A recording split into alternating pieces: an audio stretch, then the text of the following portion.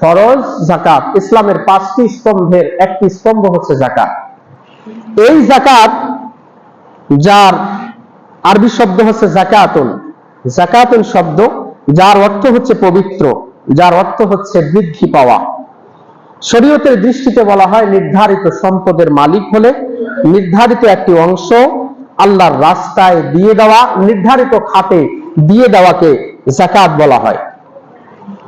প্রিয় উপস্থিতি, এই যাকাত অত্যন্ত গুরুত্বপূর্ণ একটি ইবাদত, গুরুত্বপূর্ণ একটি অংশ দ্বীন ইসলামের। কারণ আল্লাহ রাসূল বলেছেন বুনিয়াল ইসলামু আলা খামসিন, ইসলামের স্তম্ভ 5টি, তার মধ্যে থেকে একটি স্তম্ভ হচ্ছে সালাতের পরেই হচ্ছে যাকাত।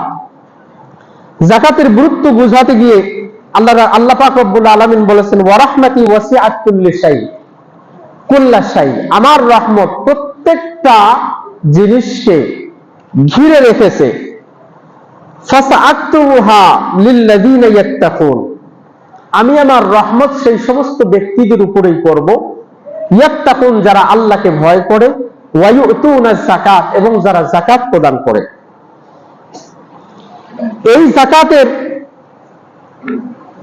ওয়াদা, এই যাকাত সম্পর্কে বলতে গিয়ে আল্লাহ পাক রব্বুল আলামিন জান্নাতুল ফিরদাউসের যে ওয়াদা করেছেন, কারা জান্নাতুল ফিরদাউস পাবে, আল্লাহ পাক রব্বুল আলামিন সেই আলোচনা করতে গিয়েও তিনি বলেছেন যারা যাকাত আদায়কারী এই সমস্ত মানুষদেরকেই আল্লাহ পাক রব্বুল আলামিন জান্নাতুল ফিরদাউস দান করবেন।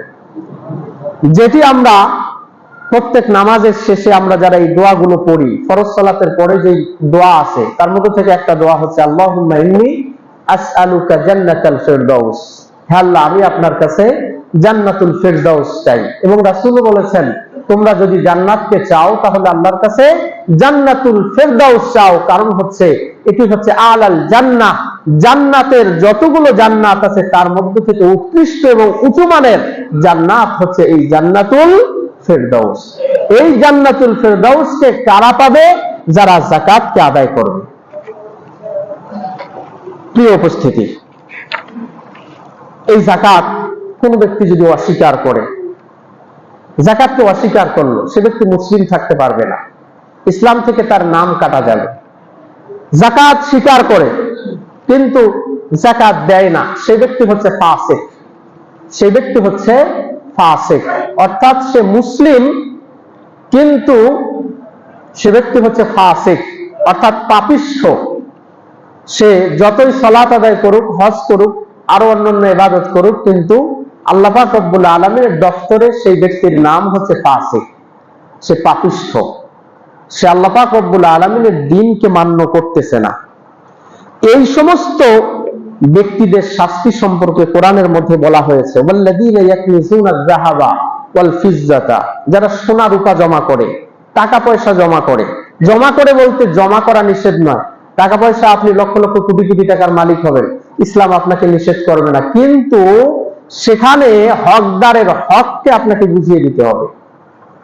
কারণ ওয়াফি আমওয়ালিহিম হাক্কুন লিস-সাইলি ওয়াল মাহরুম, আপনার আমার সম্পদ, এটি যদি যাকাতের নিসাব পরিমাণ পৌঁছে যায় তাহলে এখানে হকদারের হক আছে, কিছু মানুষের হক আছে। ইসলাম আপনাকে একদম সারা জীবনের, সারা পৃথিবীর সম্পদের মালিক আপনি হয়ে যাবেন এবং অন্য কাউকে দেবেন না, এটি হয় না। এর বিপরীতে পুঁজিবাদী অর্থনীতি, যেখানে আপনি জমা করতেই থাকবেন, করতেই থাকবেন, আপনাকে কোনো কিছু কাউকে দিতে হবে না, এটি হচ্ছে ইসলাম বিরোধী নীতি। এটি ইসলামের সাথে এই নীতির কোনো সম্পর্ক নাই। ইসলাম বলে তুমি সম্পদ জমা করতে পারবা, কিন্তু হকদারের হক তোমাকে বুঝিয়ে দিতে হবে। তো এই মানুষগুলোর ব্যাপারে বলেছেন যারা এগুলো জমা করে, ওয়ালা ইউনফিকুনাহা ফি সাবিলিল্লাহ, আল্লাহর রাস্তায় যারা খরচ করে না, ফাবাশশিরহুম বিআযাবিন আলীম, তাদেরকে সুসংবাদ দাও কঠিন শাস্তির। ইয়াউমা ইউহমা আলাইহিম নারু জাহান্নাম, সেদিন সেই জিনিসগুলোকে, সোনা এবং রূপাগুলোকে গরম করা হবে। গরম করার পরে, জাহান্নামের আগুনে গরম করার পরে, ফাতুকুওয়া বিহা জিবাহুহুম ওয়া জুনুবুহুম ওয়া যুহুরুহুম, কপালে, চেহারায়, পিঠে, এগুলোর মাধ্যমে সেকা দেওয়া হবে।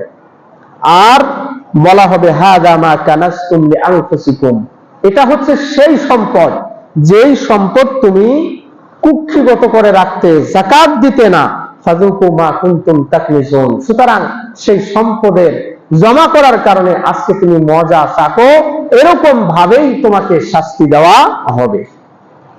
প্রিয় উপস্থিতি, তাহলে যাকাত যারা আদায় করে না তাদের এটি শাস্তি। রাসূল সাল্লাল্লাহু আলাইহি ওয়াসাল্লাম আবার এই যাকাত যারা দেয় না তাদের ব্যাপারে বলেছেন, মান আতাহুল্লাহু মালান ফালাম ইউদ্দি যাকাতাহু, যাদেরকে আল্লাহ পাক রব্বুল আলামিন সম্পদ দিয়েছেন কিন্তু যাকাত দেয় না, কিয়ামতের ময়দানে সেই সম্পদগুলোকে সাপের আকৃতি দেওয়া হবে। বিশাল বিশাল সাপ, বিশাল সাপ। আমরা আর কয়টা সাপ দেখেছি বিভিন্ন চ্যানেলের মধ্যে, বিভিন্ন সময় আপনারা দেখেছেন যে বিশাল বিশাল সাপ। দুনিয়ার যদি সাপের এই অবস্থা হয়, তাহলে পরকালীন জীবনে যে সাপের ব্যবস্থা আল্লাহ পাক রব্বুল আলামিন করেছেন সেটি কত বিশাল হবে। এবং যে সাপের গুণাগুণ এবং বর্ণনার মধ্যে যেটি পাওয়া যায়, এই সাপ যদি একবার এই পৃথিবীতে দংশন করত, তাহলে সেই পৃথিবীতে কোনোদিন ঘাস হতো না। এই সবুজ শস্য শ্যামল যেই ভূমি আমরা দেখতে পাচ্ছি, তাহলে এই তার বিষ ক্রিয়ায় সেখানে এই পৃথিবীতে কোনোদিন এই সবুজ শ্যামল গাছপালা হতো না। যেটি আপনারা জানেন যে পারমাণবিক বোমা যে এলাকাগুলোর মধ্যে পড়ছে, সেই এলাকাগুলোর মধ্যে কোনো রকমের কোনো আবাদ সুবাদ হয় না। বর্তমান যে যুদ্ধ চলছে, যদি কোনো দল একটা বোমা ফেলে তাহলে তো সেই এলাকা একদম শেষ হয়ে যাবে। প্রিয় উপস্থিতি, সেই সাপ আল্লাহ পাক রব্বুল আলামিন সেই জাহান্নামী সেই মানুষদের গলার মধ্যে পেঁচিয়ে দিবেন। পেঁচিয়ে দেওয়ার পরে সেই সাপ দংশন করতে থাকবে তার কপালের মধ্যে। শুধু দংশন করবে না, আরো বলতে থাকবে, আনা মালুকা ওয়া আনা কানজুকা, আমি হচ্ছি তোমার সম্পদ, আমি হচ্ছি তোমার গুপ্ত ধন, যেগুলোকে তুমি পৃথিবীতে জমা করে রেখেছিলে, আল্লাহর রাস্তায় দাও নাই, ফরজ হককে আদায় করো নাই, আজকে সেই সম্পদের কারণে তোমাকে এরকম ভাবেই শাস্তি দেওয়া হবে। কতই না নিকৃষ্ট হবে, কতই না যন্ত্রণাদায়ক হবে সেই কঠিন কিয়ামতের ময়দানে, যখন এরকম ভাবে যাকাত যারা দেয় না তাদেরকে শাস্তি দেওয়া হবে। আল্লাহ পাক রব্বুল আলামিন আমাদের সকলকে এই বিষয়টি বোঝার তৌফিক দান করুন, আল্লাহুম্মা আমিন। প্রিয় উপস্থিতি, এই যাকাত কাদের উপরে ফরজ? যাকাত কাদের উপরে ফরজ আমরা অনেকেই জানি, সেটি হচ্ছে যে নিসাব। যাকাতের নিসাব হচ্ছে দুই ধরনের, একটা হচ্ছে স্বর্ণের মাধ্যমে আপনি হিসাব করতে পারেন, আর একটা হচ্ছে রূপার মাধ্যমে। স্বর্ণ যেটা, সেটা হচ্ছে 7.5 ভরি স্বর্ণ অথবা তার সমপরিমাণ নগদ টাকা, আর রূপা হচ্ছে 52.5 ভরি 52.5 তোলা অথবা তার সমপরিমাণ সম্পদের মালিক যদি কোনো মুসলমান হয় এবং তার হাতে যদি 1 বছর পর্যন্ত থাকে, 1 বছর পার হওয়ার পরে শতকরা 2.5 অর্থাৎ শতকরা 2.5 টাকা আপনাকে নির্ধারিত খাতে আপনাকে প্রদান করতে হবে। শতকরা 2.5 টাকা আপনাকে দিতে হবে। স্বর্ণের নিসাব 7.5 তোলা। গত সপ্তাহের যেটা হিসাব আমি যেটি নোট করেছি, সেটি হচ্ছে স্বর্ণের নিসাব যদি আপনি ধরেন, 7.5 ভরি স্বর্ণের দাম আপনার 17,77,500 টাকা। 17,77,500 টাকা। এই 7.5 ভরি স্বর্ণ অথবা এরকম সম্পদ যদি কারো থাকে, তাহলে তার যাকাত ফরজ হবে। রূপার নিসাব যদি আপনি ধরেন, রূপা যে না আমি স্বর্ণেরটা দিয়ে দিব না, বরং দেশ সমাজ উপকৃত হোক, আমি রূপারটা ধরবো, তাহলে দাম অনেক কম। রূপা 52.5 তোলা রূপার দাম হচ্ছে গত সপ্তাহের হিসাব অনুযায়ী 2,36,000 টাকা। অর্থাৎ 2,36,000 টাকা যদি 1 বছর আপনার হাতে থাকে, হাতে থাকা বলতে একবারে হাতেই থাকতে হবে এমন নয়, আপনার ব্যাংকে আছে, আপনি ব্যবসা করতেছেন, সেই ব্যবসার সম্পদ 2,36,000 টাকা সম পরিমাণ যদি আপনার আছে, তাহলে আপনাকে শতকরা 2.5 টাকা হিসাবে আপনাকে যাকাত দিতে হবে। আপনি স্বর্ণ এবং রূপা এর মধ্য থেকে দুইটার যে কোনো একটাকে ধরতে পারেন। আপনি যদি মনে করেন যে না আমি রূপারটা ধরবো না, আমি স্বর্ণেরটা ধরবো, তাহলে স্বর্ণে আপনার 17,77,500 টাকার সমপরিমাণ সম্পদ নগদ অর্থ যদি আপনার থাকে, অথবা ওই পরিমাণ যদি স্বর্ণ থাকে, তাহলে যাকাত আপনাকে দিতে হবে।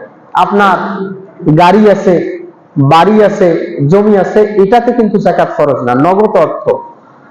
আপনি ব্যবসায়িক উদ্দেশ্যে আপনার একটা দোকান আছে, সেই দোকানের মধ্যে দেখা যাচ্ছে যে 20 লাখ টাকার মাল আছে, আপনার উপরে যাকাত ফরজ।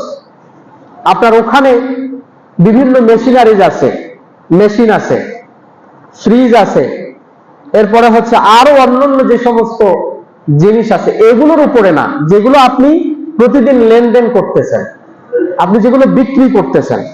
কথার কথা, আপনি আপনার দোকানের মধ্যে ইনভেস্ট করেছেন 20 লক্ষ টাকা, এখন এই ইনভেস্টের মধ্যে দেখা গেল যে আপনি 3 লক্ষ টাকার মেশিনে কিনেছেন, আপনার 3 লক্ষ টাকার মেশিন আছে, আর 17 লক্ষ টাকা আপনার মালামাল আছে, যেটা আপনি বিক্রির উদ্দেশ্যে আপনি দোকানের মধ্যে রেখেছেন। তো এই বিক্রির উদ্দেশ্যে দোকানের মধ্যে আপনি যে জিনিসটা রেখেছেন, সেটার উপরে আপনার যাকাত ফরজ হবে।